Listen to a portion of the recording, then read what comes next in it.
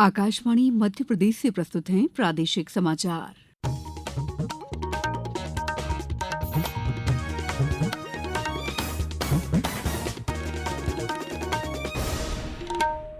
नमस्कार, समाचारों के साथ मैं दीपा सिंह।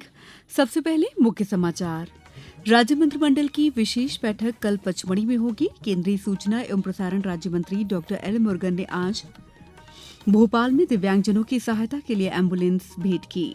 जेईई एडवांस्ड परीक्षा के परिणाम घोषित। बुरहानपुर के माजिद हुसैन ने हासिल की तीसरी रैंक। और प्रदेश में कुपोषण के खिलाफ मुहिम हुई तेज। विदिशा में 1500 बच्चों को लिया गोद। अब समाचार विस्तार से। मुख्यमंत्री डॉक्टर मोहन यादव की अध्यक्षता में कल 3 जून को पचमढ़ी के राजभवन में मंत्रिपरिषद की बैठक होगी। ये बैठक विशेष रूप से जनजातीय समाज और शौर्य पराक्रम के प्रतीक रहे राजा भभूत सिंह की स्मृति को समर्पित होगी। मुख्यमंत्री डॉक्टर मोहन यादव ने कहा है कि पचमढ़ी न केवल प्राकृतिक सौंदर्य से परिपूर्ण है, बल्कि ये हमारे जनजातीय समाज की सांस्कृतिक विरासत से भी गहराई से जुड़ा हुआ है। मुख्यमंत्री डॉक्टर मोहन यादव पचमढ़ी में मध्यप्रदेश पर्यटन विभाग के 12 करोड़ 49 लाख रुपए के 5 विकास कार्यों का लोकार्पण और 21 करोड़ 39 लाख के 6 विकास कार्यों का भूमि पूजन भी करेंगे। प्रधानमंत्री नरेंद्र मोदी ने कहा है कि भारत के विमानन क्षेत्र की वैश्विक हवाई परिवहन उद्योग में प्रमुख भूमिका है और ये इस समय आत्मविश्वास से भरा हुआ है। श्री मोदी ने नई दिल्ली के भारत मंडपम में आज अंतर्राष्ट्रीय वायु परिवहन संघ IATA की 81वीं वार्षिक आम बैठक को संबोधित किया। प्रधानमंत्री ने कहा कि भारत वैश्विक अंतरिक्ष विमानन संचालन में एक अग्रणी शक्ति के रूप में उभर रहा है। श्री मोदी ने कहा कि उड़ान योजना की सफलता भारतीय नागरिक विमानन में एक स्वर्णिम अध्याय है और अब भारत दुनिया का तीसरा सबसे बड़ा घरेलू विमानन बाजार बन गया है। उन्होंने कहा कि भारत वैश्विक विमानन क्षेत्र में एक बड़े बाजार के साथ नीति नेतृत्व, नवाचार और समावेशी विकास का भी प्रतीक है। केंद्रीय सूचना प्रसारण और संसदीय कार्य राज्य मंत्री डॉक्टर एल मुरुगन ने आज भोपाल में आयोजित एक कार्यक्रम में दिव्यांगजनों की सहायता के लिए एम्बुलेंस भेंट की। करीब 19 लाख रुपए लागत की यह एम्बुलेंस डॉक्टर मुरुगन ने अपनी सांसद निधि से प्रदान की है। इस अवसर पर उन्होंने कहा कि प्रधानमंत्री नरेंद्र मोदी के नेतृत्व में सरकार लगातार जन कल्याणकारी योजनाओं पर अमल कर रही है। ये एम्बुलेंस भी इसी अभियान का एक हिस्सा है। उन्होंने कहा कि दिव्यांगजनों की मदद के लिए वे हर संभव योगदान देंगे। इस कार्यक्रम में ये वैन पार्लियामेंट निधि से ये समर्पण करेंगे। तो ऐसे ऐसे नया चीज़ ये चीज़ मेरे बोलना था। ये van first such type of van for the disabled service का थोड़ा अल्टरनेशन भी करेंगे। ऐसे एम्बुलेंस का भी ऐसे उनका मल्टीपर्पज़ व्हीकल टाइप बना के हम हैंड ओवर करेंगे। गौरतलब है कि डॉक्टर मुरुगन मध्य प्रदेश से राज्यसभा सांसद हैं। इस अवसर पर cricket association for blind in Madhya Pradesh के अध्यक्ष डॉक्टर राघवेंद्र शर्मा, भोपाल के चिकित्सा एवं स्वास्थ्य अधिकारी डॉक्टर प्रभाकर तिवारी और सूचना तथा प्रसारण मंत्रालय के अधिकारी मौजूद थे।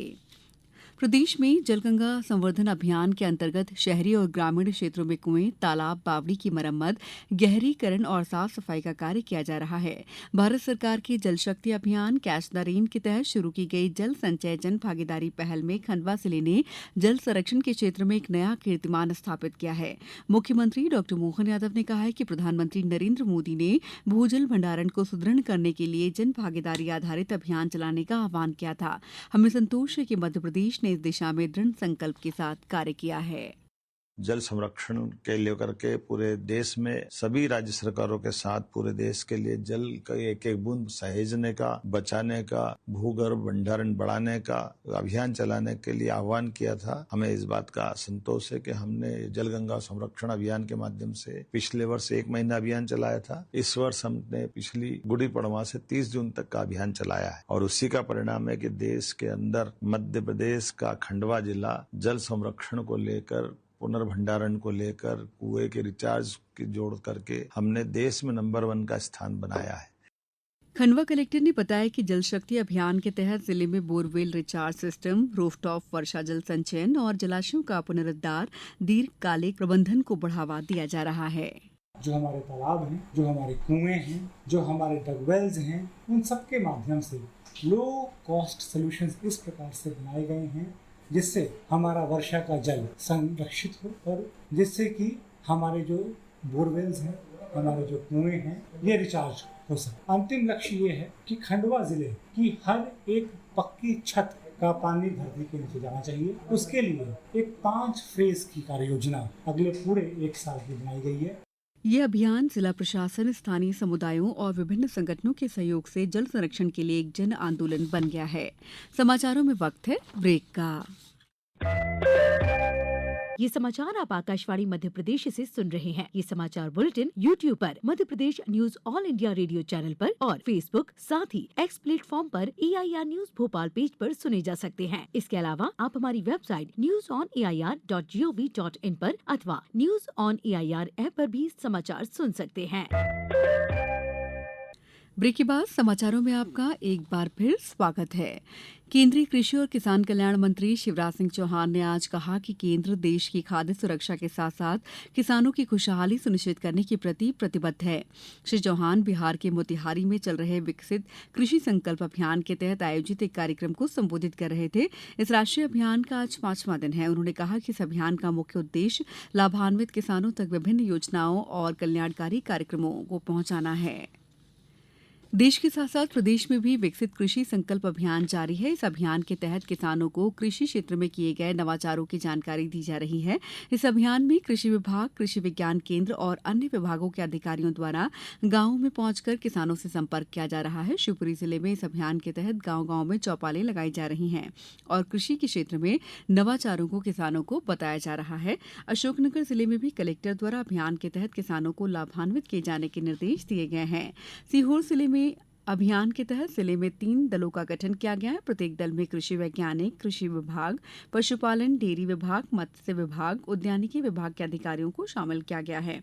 आगर मालवा कलेक्टर ने विकसित कृषि संकल्प अभियान के अंतर्गत ग्रामीण क्षेत्रों में आयोजित हो रहे कृषि वैज्ञानिक और किसानों से संवाद कार्यक्रमों में किसानों को जागरूक करने के निर्देश दिए हैं। भारतीय प्रौद्योगिकी संस्थान कानपुर ने आज JEE एडवांस परीक्षा 2025 के परिणाम घोषित कर दिए हैं। छात्र अपने परिणाम वेबसाइट पर देख सकते हैं। JEE एडवांस परीक्षा भारतीय प्रौद्योगिकी संस्थानों और तकनीकी शिक्षा के अन्य सहभागी संस्थानों में स्नातक पाठ्यक्रमों में प्रवेश के लिए आयोजित की जाती है। परिणामों में पहले स्थान पर राजत गुप्ता और दूसरे स्थान पर सक्षम जिंदल हैं। प्रदेश के बुरहानपुर जिले के माजिद हुसैन ने ऑल इंडिया रैंक 3 हासिल की है। वहीं जबलपुर के देव गौरव ने ऑल इंडिया रैंक 159 हासिल की है, जबकि भोपाल के आरुष नावकर ने भोपाल में पहला स्थान प्राप्त किया है। विदिशा जिले में कुपोषण के खिलाफ एक अनूठी पहल ने उम्मीद की नई किरण जगाई है। अभियान के तहत 1538 अति कुपोषित बच्चों को गोद लेकर उनको सुधारने की पहल शुरू की गई है। इस अभियान के तहत जिले के अति कुपोषित बच्चों को कुपोषण से मुक्त करने के लिए माताओं को पौष्टिक भोजन बनाने का प्रशिक्षण देने के साथ कुपोषण संजीवन अभियान के माध्यम से प्रत्येक बच्चे की घर जाकर निरंतर मॉनिटरिंग की जा रही है। शहडोल में महिला एवं बाल विकास विभाग और स्वास्थ्य विभाग की टीम ने मिलकर इस अभियान को चलाया। जिले के 200 गांव में पहुंची और चिन्हित किए गए 12,351 बच्चों का वजन और उनकी लंबाई मापी गई। इस सर्वे में 347 अति कुपोषित बच्चों की पहचान की गई है। वहीं 1,126 बच्चे मध्यम कुपोषित मिले हैं। आपको समाचार संक्षेप में। प्रदेश में आंधी बारिश का दौर जारी है। पिछले 24 घंटों के दौरान ग्वालियर, चंबल, सागर, रीवा, शहडोल और जबलपुर संभागों के कई जिलों में बारिश दर्ज की गई। बैतूल में मुख्य चिकित्सा और स्वास्थ्य अधिकारी ने मलेरिया निरोधक माह के अंतर्गत मलेरिया जागरूकता रथ को रवाना किया। शहडोल जिले में पात्र परिवारों को 3 महीने का राशन एक मुश्त वितरित किया जाएगा। राजगढ़ में स्कूल शिक्षा विभाग ने प्रदेश के विद्यालयों में 5 जून से पौधरोपण अभियान चलाने का निर्णय लिया है। IPL क्रिकेट के फाइनल मैच में कल अहमदाबाद में पंजाब किंग्स और रॉयल चैलेंजर्स बेंगलुरु के बीच मुकाबला होगा। मैच शाम 7:30 बजे से खेला जाएगा। इस बुलेटिन में बस इतना ही। अगला बुलेटिन कल सुबह 7:10 पर। नमस्कार।